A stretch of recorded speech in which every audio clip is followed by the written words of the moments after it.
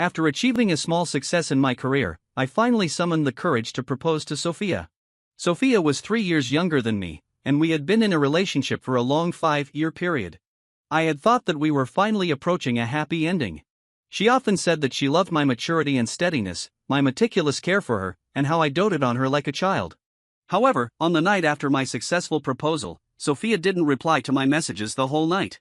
I made countless phone calls, but no one answered. It was not until the sky began to turn fish belly white that her phone finally got through. But what came was a hoarse male voice. "Who is it?" The voice was magnetic but so hoarse as if he had just woken up. I was stunned on the spot and hurriedly asked, "Where's Sophia?" The other person replied, "She's asleep." As soon as the words were out, I heard Sophia's faint murmur echoing on the other end of the phone. Then, the phone was immediately hung up, as if the other party was deliberately showing off to me. I was filled with a mix of anger and hatred, yet still held a glimmer of hope, thinking that maybe I had heard wrong. But the text message that Sophia sent later made my heart ache. In the message, she said that she had worked too late last night and fell asleep at the company, not deliberately ignoring me. I lit a cigarette, feeling dazed. This lie was really clumsy. In fact, it wasn't difficult to find out where Sophia had been last night. I found my childhood friend, whose girlfriend was Sophia's best friend. My friend told me that Sophia had gone to a bar near the university town last night. So, I went to the bar and paid a high price to view the surveillance video. In the video, Sophia stayed in the bar for 3 hours. For the first 2 hours, she was drinking with her best friend and ignored the strangers who tried to strike up a conversation. After her best friend left, Sophia seemed to be waiting for someone. Exactly 3 hours later, a somewhat green-looking boy took the initiative to put his arm around her shoulder. Not only did she not refuse, but she also leaned her head towards him. Seeing this scene, my breath became rapid, and every beat of my heart felt like being tortured. She really had an affair. What made me even more painful was that the boss told me that they left through the back door. Next to the bar was the university town, and going out through the back door led to rows of daily rental houses. I laughed at the surveillance screen. The boss was scared by me and advised me to go home, saying that he would return the money to me. I transferred another $5,000 to the boss and asked him to serve the strongest alcohol. Later, I woke up at my friend Mark's house. He was scolding me, but there was hangover tea prepared on the table. My head was throbbing with pain, and I was weak all over. I couldn't remember how much I had drunk. Mark said that Sophia would come to pick me up later and that he was going to work first. He left without asking what had happened. My phone vibrated with a new message. I stared blankly at the screensaver, which was a photo of Sophia and me. In the photo, Sophia was wearing a small white dress, her eyes were watery, her red lips slightly parted, and her body proportion was almost perfect. Sophia had always been beautiful. Many people envied me for having a school beauty-level girlfriend who only had me in her heart. They said that God favored me. I had also thought that I was lucky, but now it seemed that it was just my wishful thinking. When Sophia entered the door, she started scolding me for drinking so much during the day. She also complained that Mark's house was dirty and said that she had a cleanliness fetish and couldn't stand it. I knew in my heart that the so-called cleanliness fetish was selective. She could go to the dirty daily rental houses without any qualms. I sat on the chair, sipping tea. When I looked up, I saw a long bruise on Sophia's neck. It was a mechanical purpura, also known as a hickey, and it had been deliberately covered up. I asked her what was wrong with her neck. Her expression froze, and then she forced a smile, saying that her throat hurt because of the dry weather and that her aunt had taught her to scrape it with a coin to relieve the pain. I didn't expose her clumsy lie. After all, she was so afraid of pain, but she was very attentive in trying to hide it from me. I said I would take her home, but she said she had taken leave to come out and had to go back immediately. I nodded. Just as I was about to take another sip of tea, when I reached out my hand, Sophia reflexively protected her phone.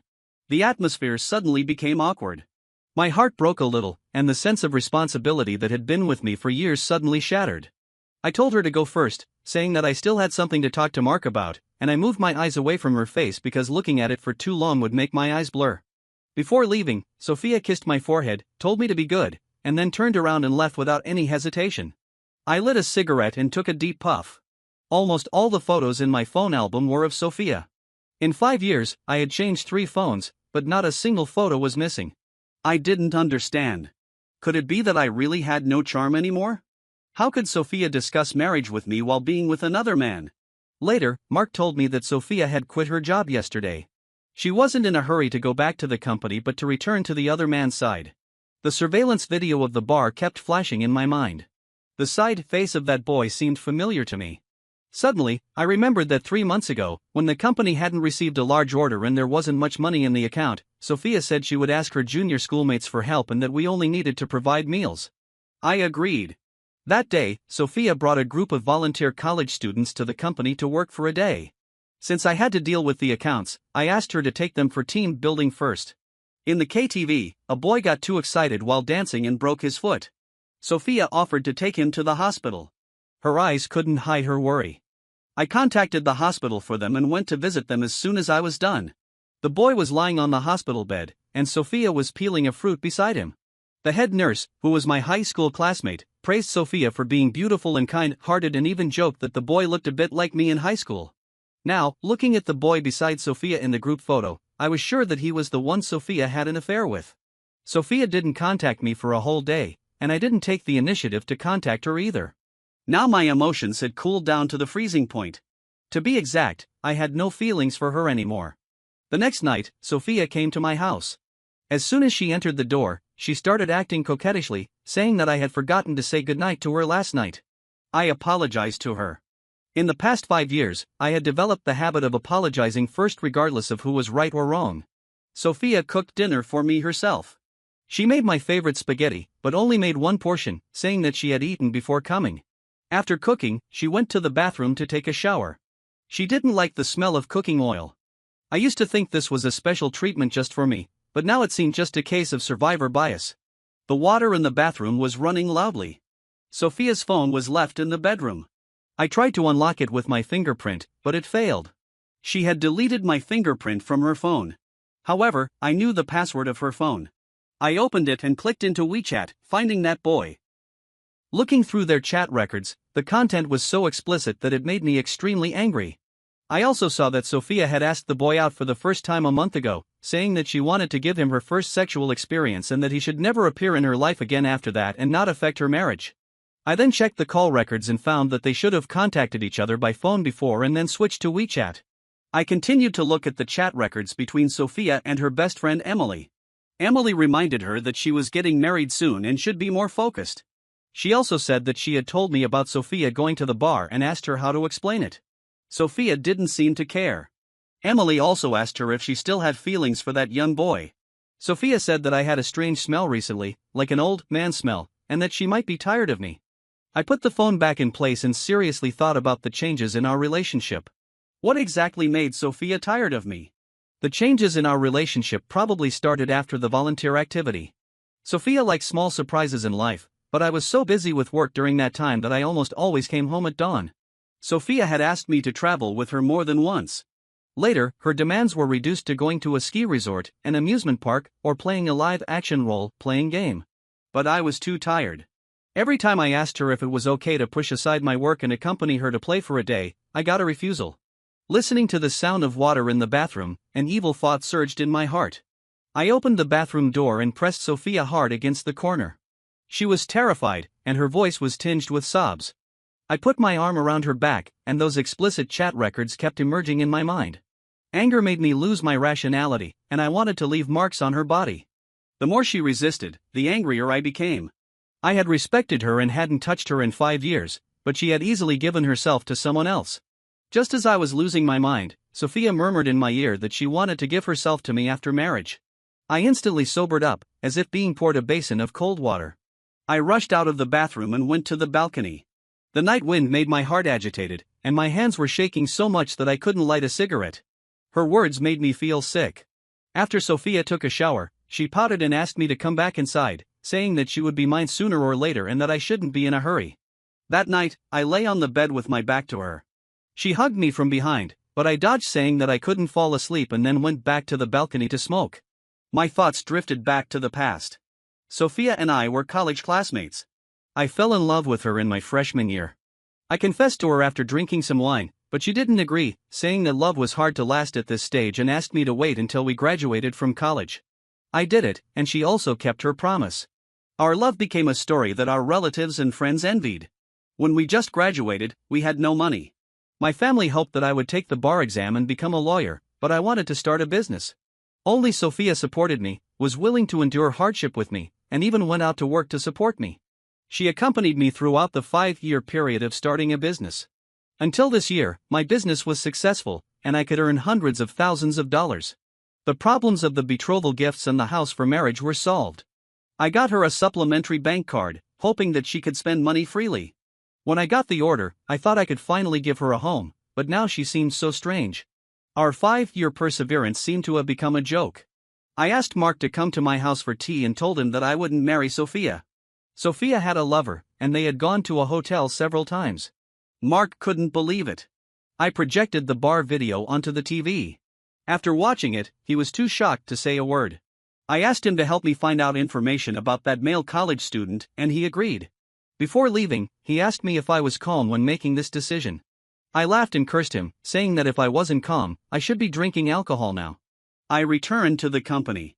The employees congratulated me on my upcoming marriage one after another. I accepted with a bitter smile. I packed all of Sophia's things, preparing for her to come and pick them up. Time was precious. After relaxing for 2 days, I had to work overtime to catch up with the work progress. In the adult world, there was no time for sentimentality. In the evening, Mark came to the company and brought me the information about the male college student. His name was David, 24 years old, currently in his first year of postgraduate study. He was from the same hometown as Sophia and was her junior at the same school. He had never been in a relationship and had a good popularity, like a little son. Mark also found his short video account, which recorded the life of him and Sophia. Although Sophia always wore sunglasses and didn't show her face, it could be seen that they were very happy. After watching the video, Mark took out 2 goblets and poured white wine into them, saying that even if love was gone, there were still brothers. We drank, talked about life, our ideals, toasted to life, and cursed love. The next day, I woke up earlier than Mark. I covered him with a piece of clothing, washed up, and put on fresh clothes before going out. I was going to end this matter. I found David and Sophia in the snack street of the university town. They were chatting and laughing, and the atmosphere was harmonious. David told Sophia not to go home tonight, saying that he had rented a house and that she didn't have to dislike the dirty daily rental houses anymore. I walked up. When Sophia saw me, her body trembled, and her expression became stiff. After David learned my identity, he stood in front of Sophia, saying that he really loved Sophia and asking me to come at him if I had anything to say. I smiled and said that I wouldn't take her away. Sophia got into my car, sat in the passenger seat, and slammed the car door hard. I broke the deadlock by asking David what major he was in, saying that he seemed very sunny and was a person worthy of trust. Sophia glared at me angrily. I continued, saying that it was the teaching department and mentioned that the company had previously cooperated with the dean and that maybe I could help David. Sophia questioned me about what I was up to. I said it was time to talk about our marriage. A glimmer of hope flashed in Sophia's eyes. She said that she would follow my lead at the wedding and that she could even waive the betrothal gifts. I lit a cigarette. The car was filled with smoke. Sophia skillfully took the cigarette from my hand and started smoking. Only then did I realize that she had learned to smoke. Sophia began to explain, saying that she and David were just playmates, like siblings, and that they could still get married normally. After marriage, she would take care of the family and teach the children. I showed her the evidence I had collected. She threw the phone to the back seat after seeing half of it, and asked emotionally what to do about the wedding. The betrothal gifts for marriage had already been given to her parents, and all the relatives and friends had been informed. She said it was impossible to call off the wedding just like that. I said that I would give her the betrothal gifts, thanking her for her 5-year company. Sophia broke down and pounded the car, shouting and screaming. She also rummaged through the car frantically, asking me if I had ever cheated. After getting a negative answer, she asked me if we could act as if nothing had happened. I firmly said no. At this time, David came with a group of students and surrounded my car, asking me to get out. He put his arm around Sophia's waist, claiming his sovereignty, saying that Sophia would be his girlfriend from now on and asking me not to show up again. Sophia leaned against him and deliberately said loudly that she had bought new sexy lingerie to show him. The students cheered. I didn't show any expression.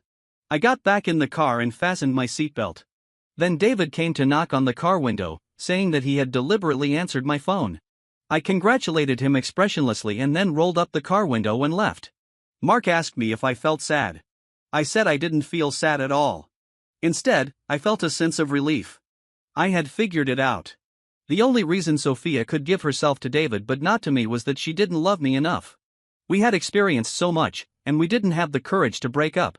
Logically, a relationship that had lasted for 5 years should lead to a long-term commitment, but feelings had nothing to do with logic. Sophia felt that she hadn't experienced other relationships before marriage and was unwilling to let it go. Moreover, she was vengeful. Since she couldn't get me back, she deliberately tried to disgust me. I said it was better to find out earlier than after getting married. Mark couldn't hold his liquor well and got drunk again. I helplessly threw him on the sofa. The next day, the employees asked me to return to the company, saying that there was a new business cooperation. Although I was frustrated in love, I was successful in work. The last order was completed with a high quality, and the client introduced a new client to me. I devoted myself to work wholeheartedly. 1 week after breaking up with Sophia, the wedding banquet was cancelled. My friends came to comfort me. I met them briefly and then sent them away on the pretext of being busy with work. Sophia's mother scolded me, but I didn't explain. I also didn't get back the $300,000 betrothal gifts. Later, Sophia sent me a sexy photo of herself wrapped in a bath towel. The corner of the photo faintly showed David's leg. She provocatively asked me if I was envious. I only replied, "Be more decent and don't harass me." She sent a 60-second voice message, but I didn't listen to it and directly blocked her. A few days later, I got a new client and finally had 2 days to rest. Unexpectedly, Sophia's younger brother Michael came to my house. Only then did I realize that it was already summer vacation. Every summer vacation, he would come to my house, and I regarded him as my own younger brother. Sophia's parents were divorced, and Michael lacked fatherly love. That's why he was very dependent on me when he was with me. I doted on him like a child, and in this way, the fatherly love that Michael had missed was compensated. Michael seemed a bit ill at ease. He asked me if he could still come to my place to play in the future, considering that I had broken up with his sister. After thinking for a moment, I refused. I said that our relationship wouldn't change, but it would be better for both of us if we didn't meet frequently in the future. I invited him to stay for the night and gave him a game console. We played mobile games all night long. In the early morning, we ordered takeout. The next morning, Emily came to pick up Sophia's things. She also asked me if I could forgive Sophia, saying that although Sophia had physically cheated, she hadn't emotionally cheated. I retorted angrily at Emily, calling her shameless.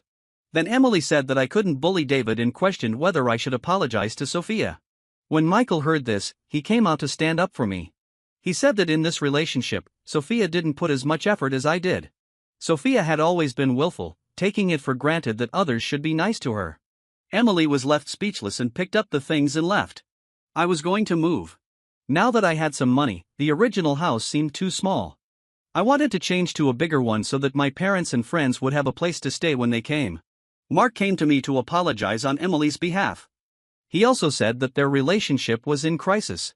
Emily had taken the initiative to tell him her thoughts, and he felt that they had different outlooks on life, values, and worldviews. After all, it was really off-putting that Emily could say that physical infidelity didn't matter. As the new year was approaching, the company was doing very well. I gave my employees their annual leave in advance. Mark came to me and said that he and Emily were on the verge of breaking up recently because he didn't allow Emily to go to the bar, but she went there secretly. Later, I received a call from Emily. She asked me to go to the hospital, saying that Sophia might have depression and had self-harmed 3 times in half a year. She claimed that Sophia would stop self-harming as long as I went. When I arrived at the hospital, I found out that Sophia didn't have depression at all. The cause was malnutrition from not eating properly. Her wrists and other parts were intact. She was someone who was afraid of pain and would never self-harm. Emily told me that after Sophia found out that David had deliberately answered the phone, she had a big fight with him. Sophia had been deceived by David's youth and sweet talk. She had thought that as long as she didn't answer the phone, she could hide it from me, marry me, and break up with David after marriage to be a good wife and mother. But when Sophia jokingly asked David when he would marry her, David hesitated. Their relationship, which was just about seeking excitement, came to an abrupt end. I was sitting in the hospital room. Sophia asked me cautiously if I could forgive her. I told her that adults aren't like children and can't accept an apology so easily. Sophia was unwilling to give up and asked if there was even the slightest possibility. I didn't answer but cut the fruit into pieces and put them in a bowl. When I left the hospital room, Sophia rushed from the room to the elevator entrance, crying and shouting my name. Her eyes were terribly red, as if filled with endless guilt. I didn't press the door opening button. At the moment when the elevator door closed, I vaguely heard her shout, "I was wrong." However, all of this no longer mattered.